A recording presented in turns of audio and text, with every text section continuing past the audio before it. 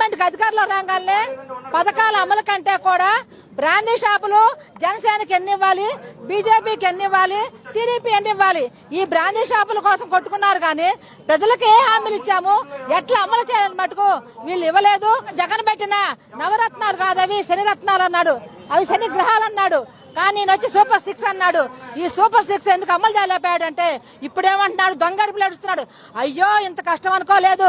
జగన్ ఆ రోజు metre నొక్కుతున్నాడు, ముసలిదైనా metre నొక్కింది, ఇది అంత గొప్ప అన్నాడు. మరి నువ్వు వచ్చి 6 పథకాలు పెట్టి నువ్వు ముసలాడువే, నువ్వు మరి నొక్కు 6 సూపర్ 6 నొక్కు, ఎందుకు నొక్కలేకపోతున్నావు అంటే బడ్జెట్ లేదంటున్నాడు. నువ్వు ఈ రోజు 1,50,000 కోట్లు అప్పు చేశావు. 10 నెలల్లో 1,50,000 కోట్లు తెచ్చి ఎక్కడ పోసావు?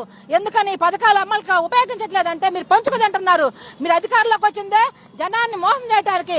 2014లోనేమో మారిన మనిషి అని చెప్పి అధికారంలోకి వచ్చావు, ఇప్పుడేమో సూపర్ 6 అని చెప్పి అధికారంలోకి వచ్చావు, అబద్దాలు చెప్పి అధికారంలోకి వచ్చావు. జనసేన, బీజేపీ, టీడీపీ ఈ కూటమి యొక్క తప్పుల్ని ఎత్తి చూపుతూ, వీళ్ళు చాలా చేసినట్టు మోసాలను ఎత్తి చూపుతూ ఈ సూపర్ 6 అమలు చేయాలని చెప్పి జనమందరూ కళ్ళు తెరవాలని ఈ కూటమికి వ్యతిరేకంగా పోట్లాడి సూపర్ 6 అమలుకై మహిళలందరూ కదిలి రమ్మని POW గా పిలిపిస్తూ ఈ ధర్నాన్ని ఈ రోజు మేము చేయడం జరిగింది.